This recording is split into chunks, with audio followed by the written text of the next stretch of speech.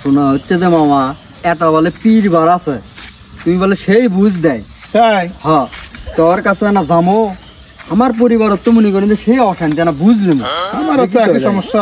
চলো যাই দেখি, চলেন। তোমার বুঝলে যদি আমার পছন্দ হয় তাহলে আরেকদিন যে আমারটাও তো মনে। আচ্ছা, চলো আগে তোমারটা দিয়ে আসি। হ্যাঁ মামা চলেন।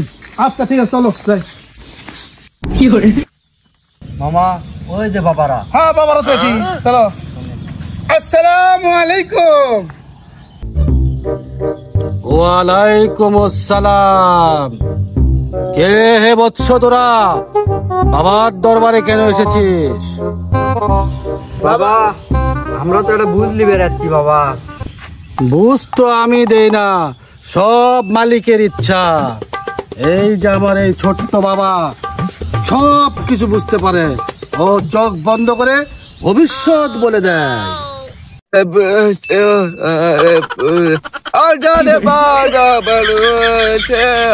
বাবা ওই বাবা কি কয়, আমরা তো কিছুই বুঝলো না, আমরা তো কিছু ভালো বুঝলো না।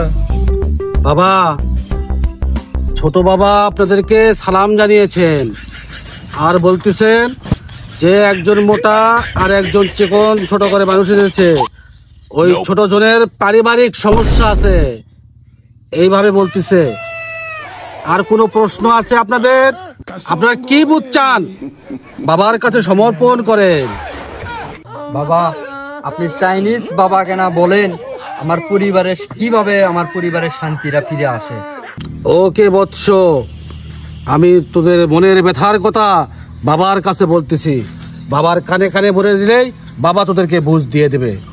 মানে ভালো কারণে বুঝে দেন বাবা, সমস্যা সমাধান হয় বাবা, দেখেন না কয়ে দেন।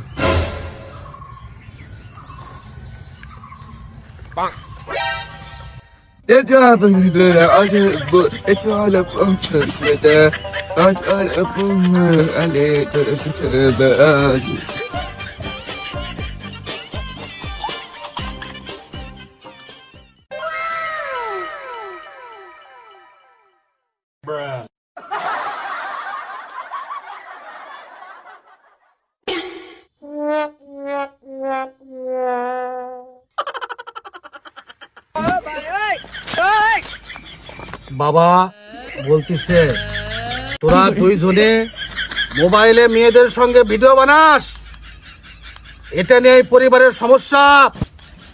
পরিবারের সমস্যা এটাই, তোদের দুইজনের বউ মন খারাপ করছে।